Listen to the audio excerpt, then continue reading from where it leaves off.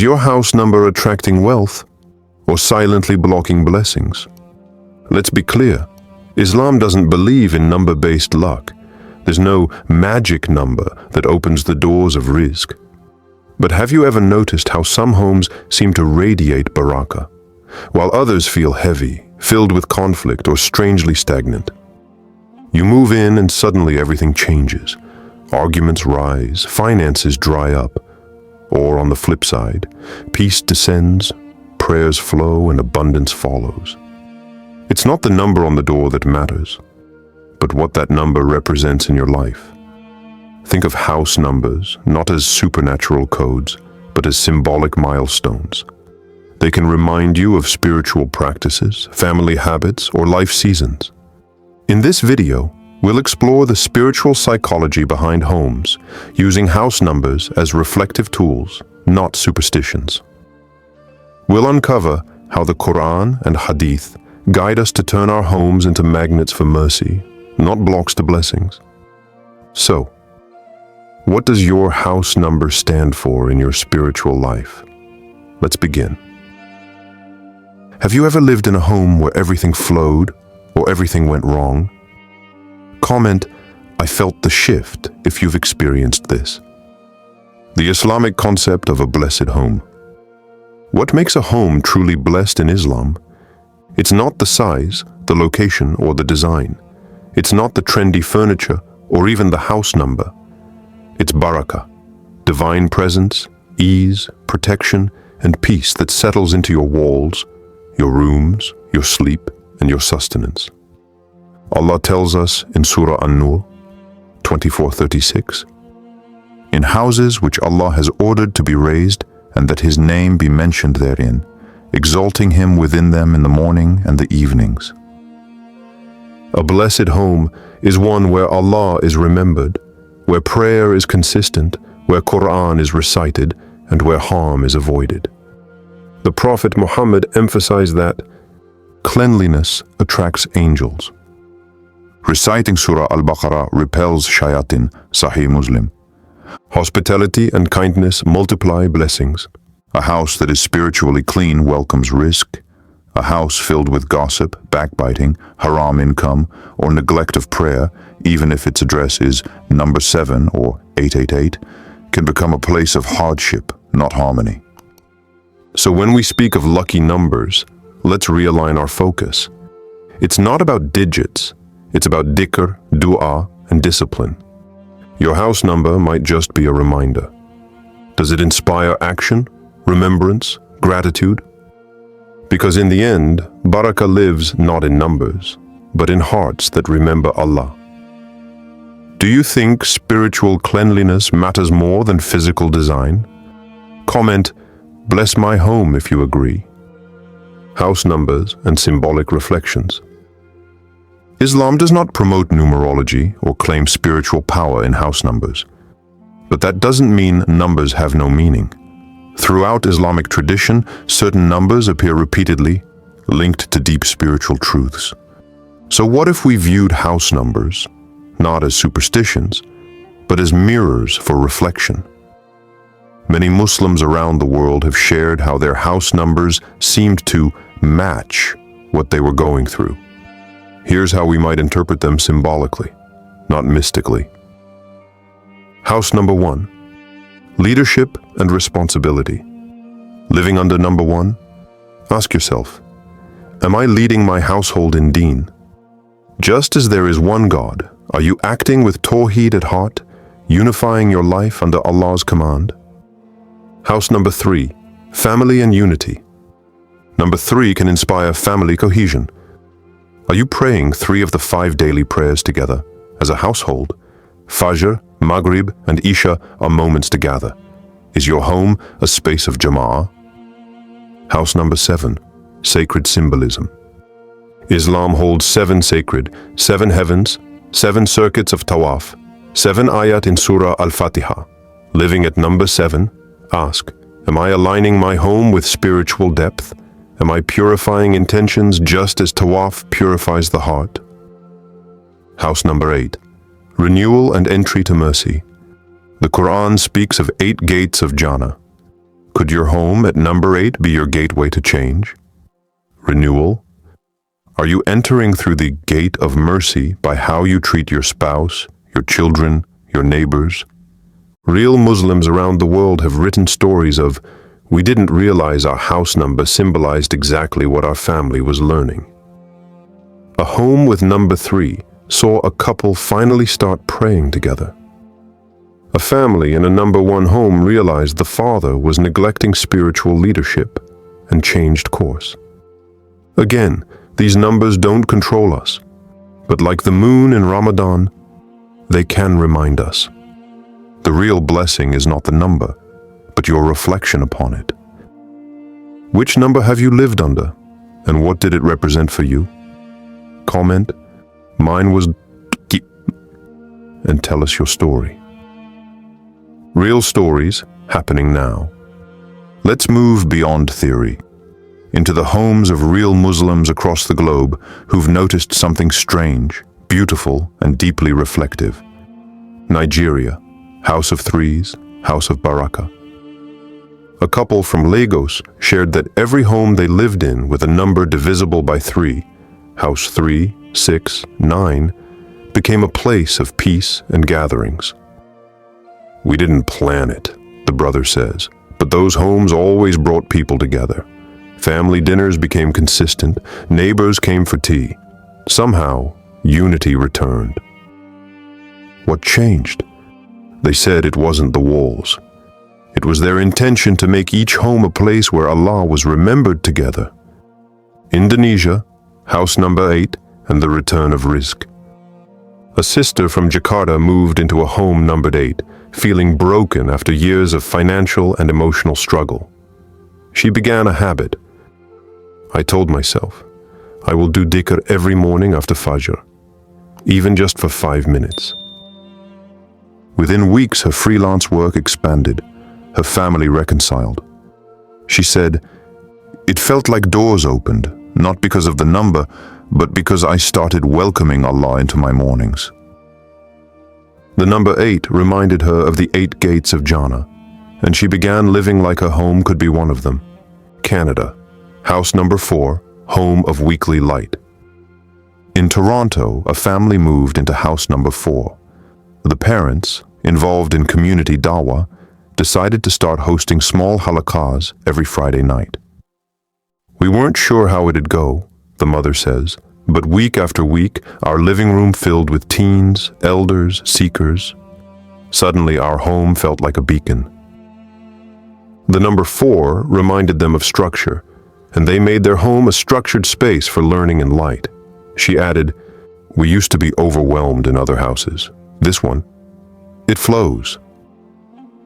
These stories aren't claiming numerology.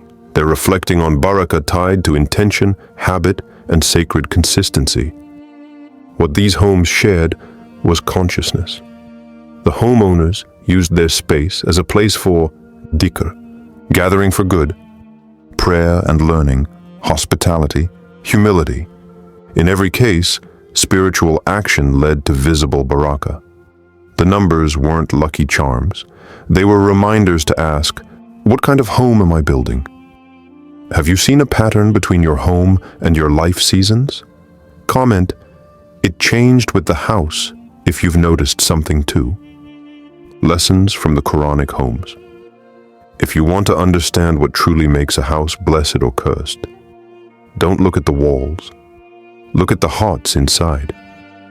The Qur'an shows us that a home's destiny is shaped by its spiritual purpose. Let's visit 4 unforgettable homes from the Qur'an. The house of Musa's mother, a place of hidden faith. In Surah Al-Qasas 28:7, Allah commands the mother of Musa, A.S., to place her baby in the river.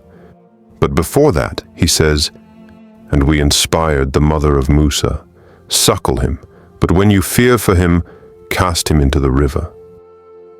This wasn't just any house. It was a house of trust, courage, and faith under pressure. Though small and likely poor, it became the first home to raise a prophet and to resist tyranny through silent obedience. Sometimes, the house where you're hiding from fear becomes the one where Allah plants a revolution. The house of Lut, A.S., protected and surrounded. In Surah Hud, 1181, and other places, angels came to visit Prophet Lut's home. While his town was on the brink of divine punishment, his house was chosen by angels. We will save you and your family, except your wife. His house became a beacon of resistance to sin, even though destruction surrounded it. It teaches us, righteousness protects, even when the neighborhood collapses. Your house can be a fortress of values, even when the outside world decays. The house of Pharaoh, wealthy but cursed.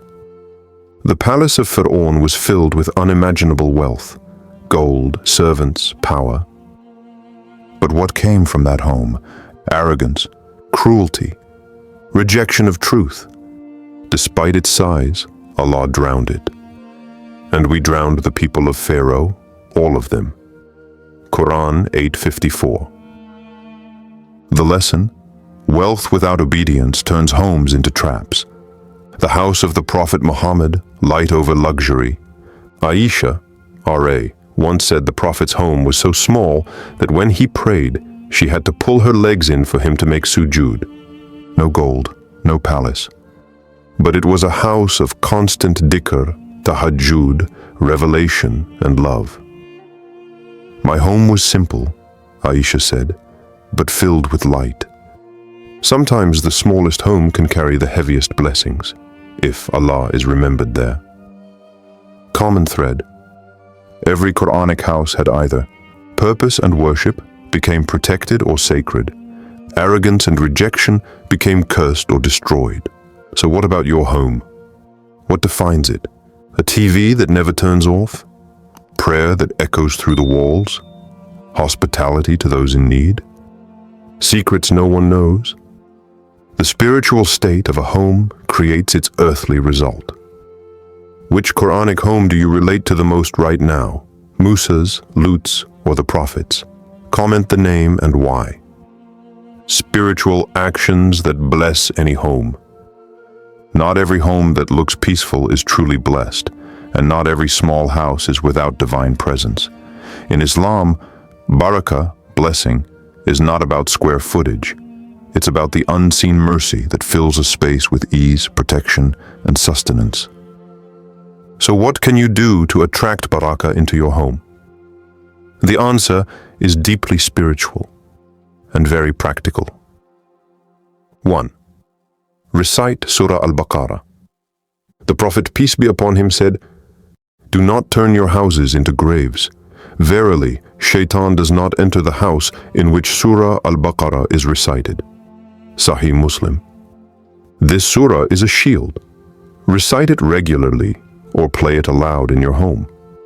Many families say their sleep, arguments, and finances changed after this one habit. 2. Create a prayer and Qur'an space. A corner with a prayer mat, Qur'an, and peace. A place where no phones enter. This signals to your heart and your children that this house remembers Allah. 3. Remove spiritual blockers. TV shows that glorify haram, gossip-filled conversations, music with questionable lyrics, fraudulent income. All of these act like clogged pipes, blocking spiritual water from flowing into your home. Clean the pipes and watch the Barakah return. 4. Welcome guests with food and sincerity. The Prophet, peace be upon him, said, "Whoever believes in Allah and the last day should honor his guest." Bukhari. Homes that serve food and love become magnets for mercy. 5. Morning and evening adhkar. Open and close your day with remembrance, dhikr, especially in the early morning when rizq, sustenance, is being distributed. Real story. A man from Lahore, Pakistan, shared that he and his wife were struggling financially despite both working hard. One day, an imam advised them to start reciting Surah Al-Waqiah every evening in their living room as a family. After a few weeks, opportunities came from unexpected places. His wife got a halal online contract, and he was offered a new position. It was like the block was lifted, he said. The secret isn't in where you live, it's in how you live inside your walls. Barakah follows obedience. Mercy follows remembrance. What do you do to spiritually protect and bless your home? Comment, my Barakah routine is, and help someone else benefit from your practice. Breaking the myths around number superstition. Let's be clear, Islam does not support numerology, superstition, or number-based magic. Your house number does not have power. Only Allah does. The Qur'an warns us in Surah Al-Jinn 72:6. And there were men from among mankind who used to seek refuge with the jinn, so they increased them in burden. This ayah reminds us that seeking unseen secrets through jinn, spirits, or numbers is a path that only adds confusion and burden. It opens spiritual doors we were never meant to knock on. So why talk about house numbers? Because in Islam, reflection is encouraged. Use numbers as a mirror, not a source of power.